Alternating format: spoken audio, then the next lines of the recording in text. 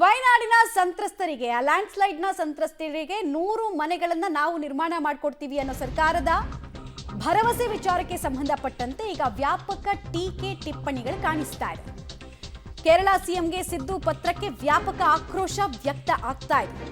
ಮನೆಗೆ ಮಾರಿ ಪರರಿಗೆ ಉಪಕಾರಿ ಅನ್ನುವಂತಹ ಘೋಷವಾಕ್ಯಗಳು ಕಾಣಿಸ್ತಾ ಇದೆ.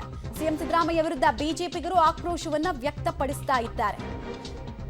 ನೋಡಿ, ಮೊನ್ನೆ ಅಷ್ಟೇ ಗಮನಿಸ್ತಾ ಇದ್ರಿ, ಅಂದ್ರೆ ಲ್ಯಾಂಡ್ ಸ್ಲೈಡ್ ಎಲ್ಲ ಆಯ್ತಲ್ಲ, ಅದಾದ ನಂತರ ಆ ಸಂತ್ರಸ್ತರಿಗೆ, ಸೂರು ಕಳ್ಕೊಂಡಂತಹ ಸಂತ್ರಸ್ತರಿಗೆ ನಮ್ಮ ಸರ್ಕಾರದ ವತಿಯಿಂದ 100 ಮನೆಗಳನ್ನ ಕಟ್ಟಿಸ್ಕೊಡ್ತೀವಿ ಅಂತ ಒಂದು ಭರವಸೆಯ ಪತ್ರವನ್ನ ಕೊಡಲಾಗಿತ್ತು. ಸೊ ಈ ಇಶ್ಯೂನ ರೇಸ್ ಮಾಡ್ತಾ ಇದೆ ಬಿಜೆಪಿ ತನ್ನ ಟ್ವಿಟರ್ ಖಾತೆಯ ಮೂಲಕ.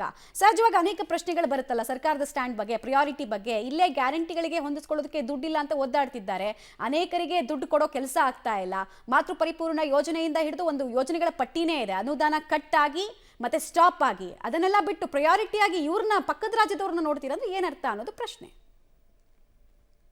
ಬಾಯ್ ಬಡ್ಕೊಂತ ಇದ್ದಾರೆ. ನಮ್ಮ ಏರಿಯಾಗೆ ಮನೆ ಕೊಟ್ಟಿಲ್ಲ ಅಂತ ಬಾಯ್ ಬಡ್ಕೊಂತ ಇದ್ದಾರೆ ಎಲ್ಲ MLAಗಳು. ಇಲ್ಲಿ ನೋಡಿದ್ರೆ ಕೇರಳದಲ್ಲಿ ಅವರ ರಾಹುಲ್ ಗಾಂಧಿ ಇದ್ದರು, ಈಗ ಹೋಗಿ ಸೋನಿಯಾ ಗಾಂಧಿ ಮಗಳು ಪ್ರಿಯಾಂಕಾ ಗಾಂಧಿ ಬಂದಿದ್ದಾರೆ. ಇನ್ನು ಗೆದ್ದು ಆ ಅಮ್ಮ ಗೆದ್ದು ಇನ್ನು ಸ್ವಲ್ಪ ಒಂದು ತಿಂಗಳು ಆಗಿಲ್ಲ, ಆಗಲೇ ಭರಪೂರ ದಾನಗಳನ್ನು ಕಾಂಗ್ರೆಸ್ಸು ಸಿದ್ದರಾಮಯ್ಯನವ್ರು ಕೊಡ್ತಾ ಇರೋದು ನೋಡಿದ್ರೆ ಯಾರ್ದೋ ದುಡ್ಡು ಎಲ್ಲಮ್ಮನ ಜಾತ್ರೆ.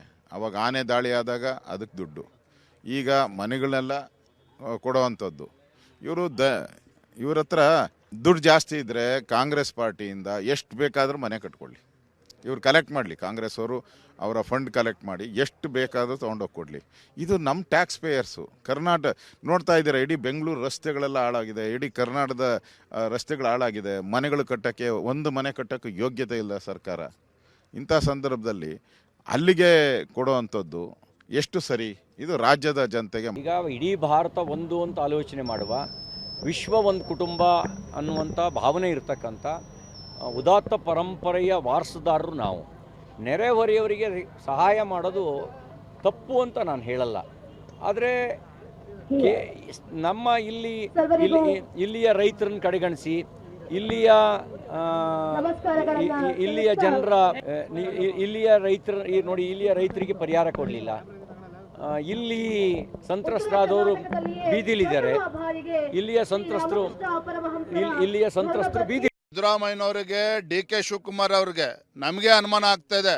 ಇವರು ಕೇರಳ ರಾಜ್ಯದ ಮುಖ್ಯಮಂತ್ರಿಗಳು, ಸಿದ್ದರಾಮಯ್ಯನವರು ಕನ್ನಡ ನಾಡಿನ ಮುಖ್ಯಮಂತ್ರಿಗಳು ಅಂತೇಳಿ ಅನುಮಾನ ಬರೋ ರೀತಿಯಲ್ಲಿ ಇವತ್ತು ನಡ್ಕೊಳ್ತಾ ಇದ್ದಾರೆ. ಇವತ್ತಿಲ್ಲಿ ಬಡವರು ಮನೆ ಕಳ್ಕೊಂಡಿದ್ದಾರೆ. ಮಳೆ ಜಾಸ್ತಿ ಆದಾಗ, ಹಿಂದೆ ಯಡಿಯೂರಪ್ಪನವರು ಬಿಜೆಪಿ ಸರ್ಕಾರ ಇದ್ದಾಗ 5 ಲಕ್ಷ ರೂಪಾಯಿ ಕೊಡ್ತಾ ಇದ್ರು ಬಡವರು ಮನೆ ಕಳ್ಕೊಂಡ್ರೆ. ಇವ್ರ ಯೋಗ್ಯತೆಗೆ 1 ಲಕ್ಷನೂ ಕೂಡ ಕೊಡ್ತಾ ಇಲ್ಲ. ಆದ್ರೆ ಪಕ್ಕದ ಕೇರಳದ ರಾಜ್ಯದಲ್ಲಿ ಗಾಂಧಿ ಕುಟುಂಬಕ್ಕೆ ಖುಷಿ ಪಡಿಸೋದಕ್ಕೆ, ರಾಹುಲ್ ಗಾಂಧಿ, ಪ್ರಿಯಾಂಕಾ ಗಾಂಧಿ ಖುಷಿ ಪಡಿಸೋದಕ್ಕೆ ಅಲ್ಲಿ ಬಡವರಿಗೆ ಮನೆ ಕಟ್ಸ್ಕೊಡ್ತೇವೆ ಅಂತೇಳಿ ಇವತ್ತು ಹೇಳ್ತಾ ಇದ್ದಾರೆ. ಮತ್ತೊಂದು ಕಡೆ ನಾನು ಈಗಾಗಲೇ ಪತ್ರವನ್ನು ಕೂಡ ಬರೆಯೋನಿದ್ದೇನೆ. ಅಲ್ಲಿ ಕೇರಳ ಉಪಚುನಾವಣೆ ನಡಿಬೇಕಾದ್ರೆ ಪ್ರಿಯಾಂಕಾ ಗಾಂಧಿ ಚುನಾವಣೆ ಸ್ಪರ್ಧೆ ಮಾಡಿದಾಗ